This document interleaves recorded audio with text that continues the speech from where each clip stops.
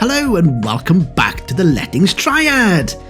In today's episode, we're answering the question a lot of landlords are quietly asking themselves right now. Is being a landlord still worth it in Wales in 2026? So, whether you're a landlord thinking of becoming one or questioning whether to stay in the game, this episode is for you.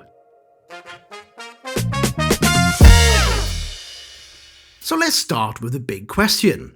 Is it still worth it? Well, in short, yes, but only if you treat it like a business. Lettings is no longer a set and forget source of passive income.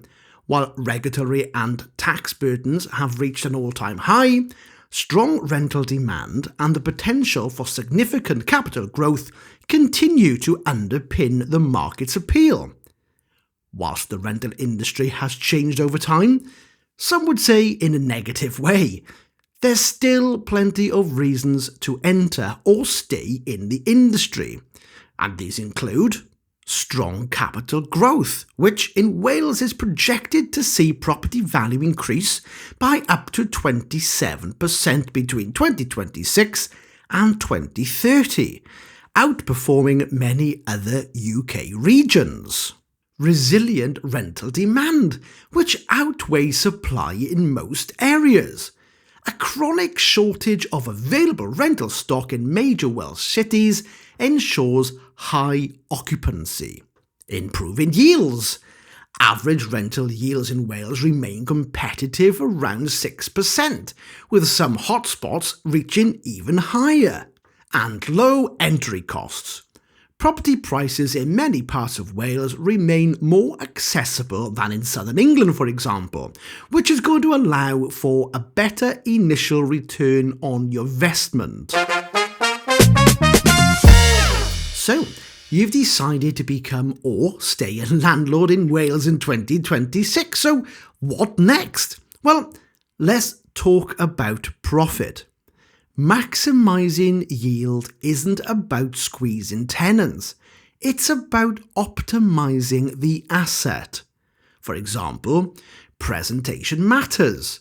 A well-presented property will let faster, reduce void periods, and can attract a higher rent.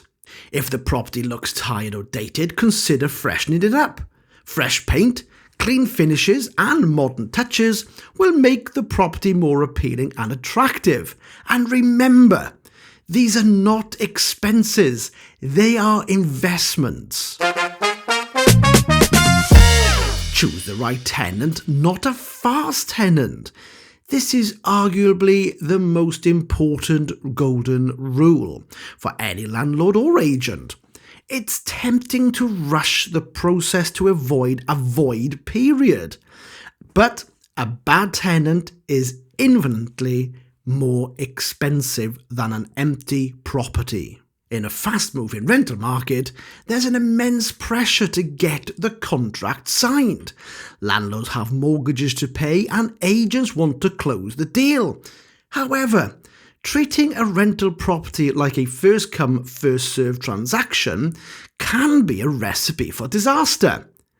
The right tenant isn't just someone with a high credit score. They are someone whose needs align perfectly with what the property offers. So don't take the first person who comes along just to get rent. Rent positioning. Rent positioning is where the strategy of the right tenant meets the reality of the market. Getting the price wrong, even by a small margin, can derail the transparency and trust you are trying to build.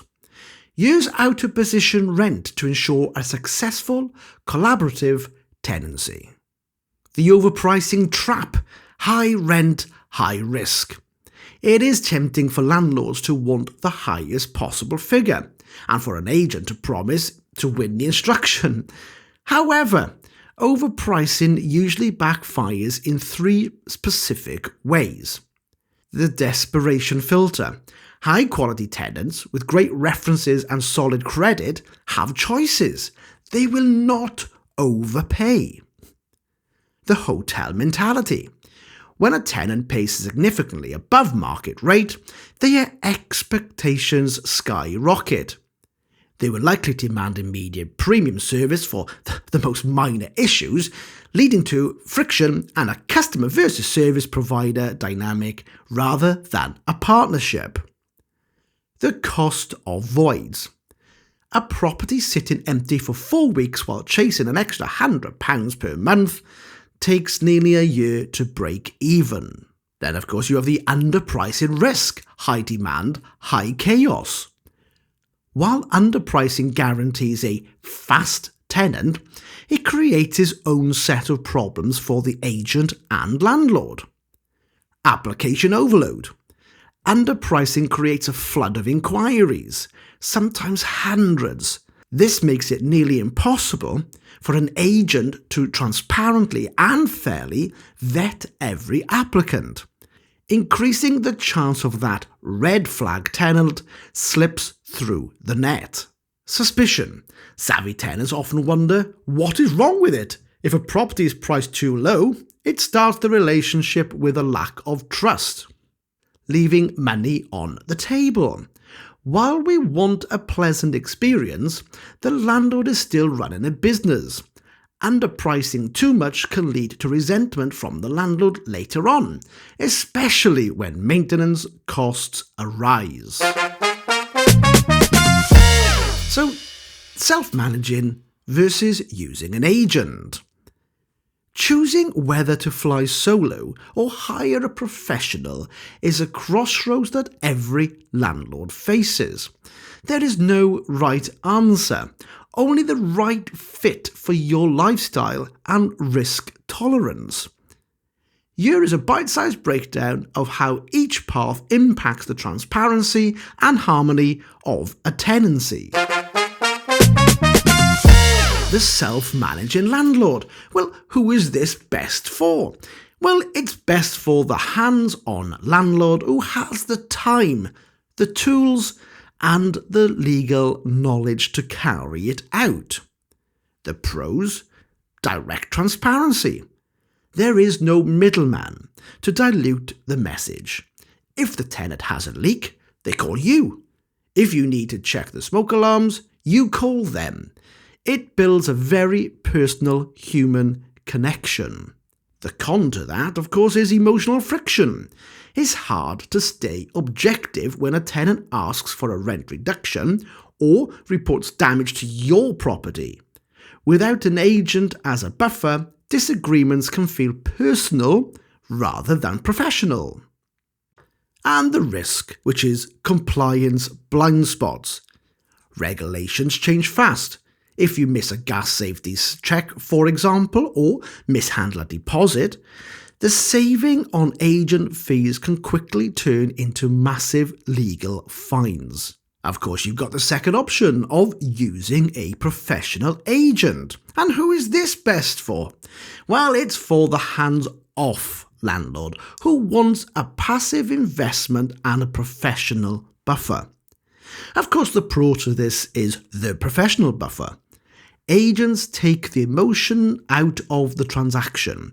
They handle the right tenant vetting, the right positioning, data, and the awkward rent arrears conversation so you don't have to.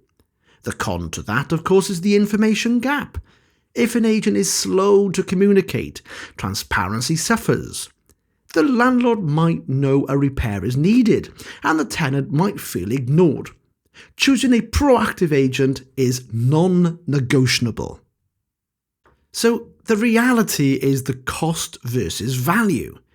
You will pay a percentage of the rent, anything between 10 to 15%, but in exchange you buy back your time and significantly lower your legal risk. Why cheap agents can cost more? In the 2026 rental market, especially with Rent Smart Wales renewals, a cheap agent is often the most expensive mistake a landlord can make. So, why do some letting agents charge 8% while others can charge up to 15%? Because in 2026, cheap is usually code for expensive. So hear me out. When an agent cuts their fee, they have to cut their service. It is not sustainable. That means one person managing 200 properties. It means siloed departments where nobody actually knows your tenant's name. The hidden bill. A cheap agent saves you £50 a month on commission, but can cost you £4,000 in fines because they missed a compliance deadline, or £5,000 in lost rent because they rushed the vetting process just to get the deal done. So what's the warning in 2026?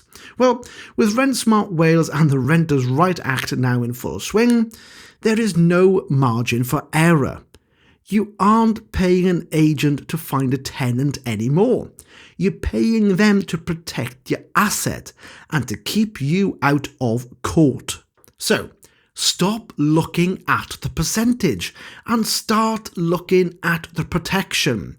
If the fee is too good to be true, you're the one that's going to be paying the difference.